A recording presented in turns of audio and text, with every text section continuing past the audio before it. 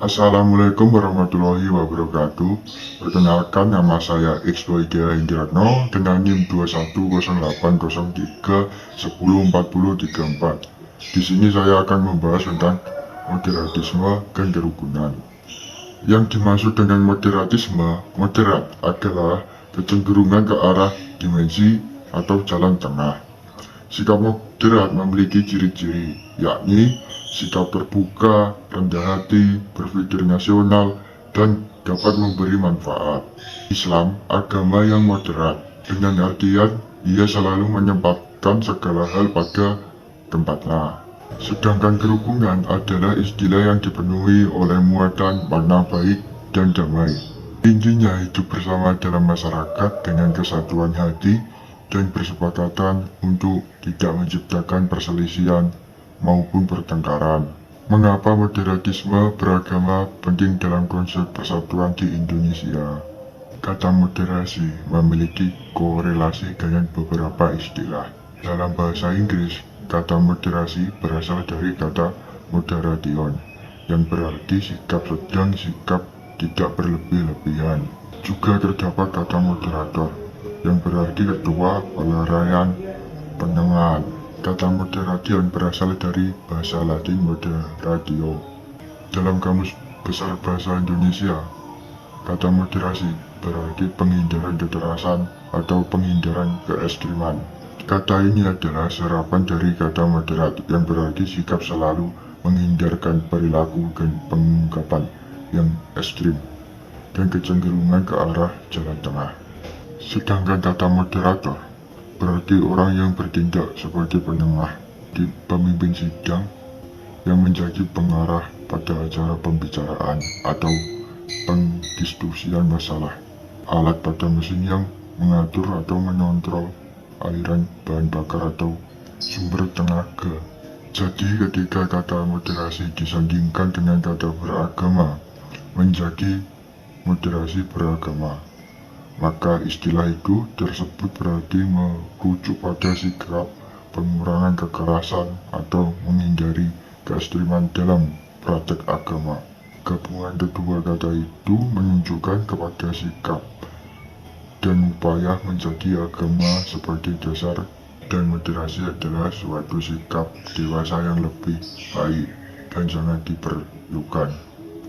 Radikalisasi dan radikalisme, kekerasan dan kejahatan, termasuk ujaran kebencian, caci maki, dan hoak terutama atas nama agama, adalah keanehan-anehan, jahat, memecahkan belah, merusak kehidupan, patologis, tidak baik, dan tidak perlu.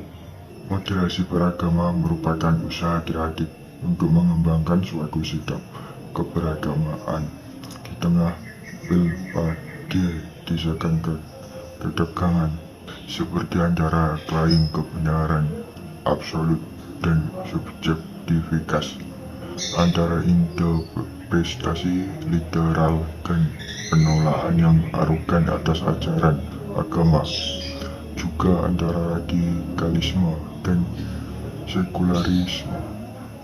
Komitmen utama moderasi beragama terhadap toleransi menjadinya sebagai cara terbaik untuk menghadapi radikalisme agama yang mengancam kehidupan beragama itu sendiri, dan pada gilirannya pembebasan kehidupan persatuan bermasyarakat, berbangsa, bernegara.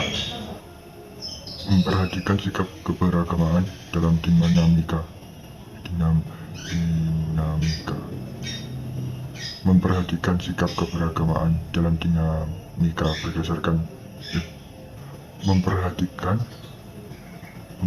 memperhatikan sikap keberagamaan dalam dinamika berbangsa dan bernegara. Akhir-akhir ini, Presiden Republik Indonesia Joko Widodo pada berbagai kesempatan mengajak tokoh-tokoh agama untuk menjadikan agama sebagai sumber nilai-nilai yang merawat kebenekaan.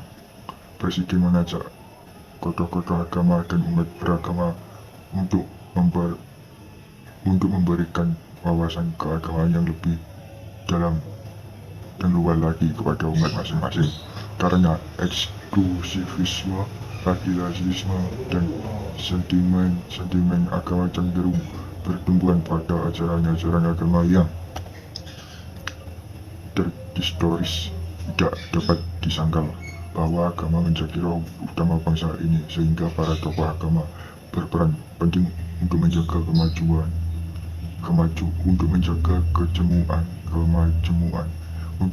kemajuan sebagai kenyataan dan model sosial Indonesia. Bagi bangsa Indonesia, keberagaman diyakini sebagai kehendaknya Tuhan. Keragaman tidak diminta, melainkan memberi Tuhan yang menciptakan, bukan untuk ditawar melainkan untuk diterima. Indonesia adalah negara yang beragama etnis, suku, budaya, bahasa, dan agama yang nyaris tiada tandingnya di dunia. Selain 6 agama yang paling banyak dipeluk oleh masyarakat, ada ratusan bahkan ribuan suku, bahasa, dan aksara daerah serta kepercayaan lokal di Indonesia. Dengan kenyataan beragamanya masyarakat Indonesia itu dapat dibayangkan betapa beragamanya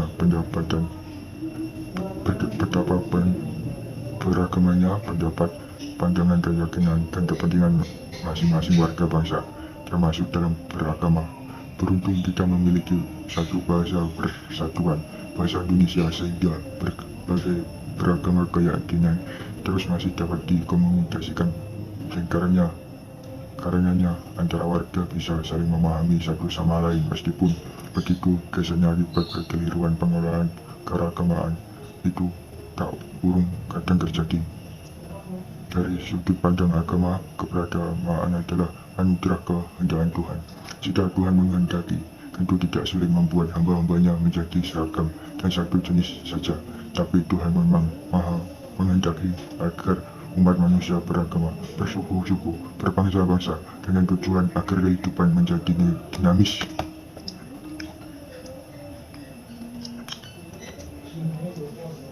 Saling belajar dan saling mengenal satu sama lain. Dengan begitu, bukankah beragama itu sangat indah? Kita harus bersyukur dengan keragamaan bangsa Indonesia ini. Selain agama dan kepercayaan yang beragama, dalam tiap-tiap agama pun terjadi juga keberagamaan penafsiran atas ajaran agama, khususnya ketika berkaitan dengan praktek dan ritual agama. Umumnya masing-masing penafsiran ajaran agama itu memiliki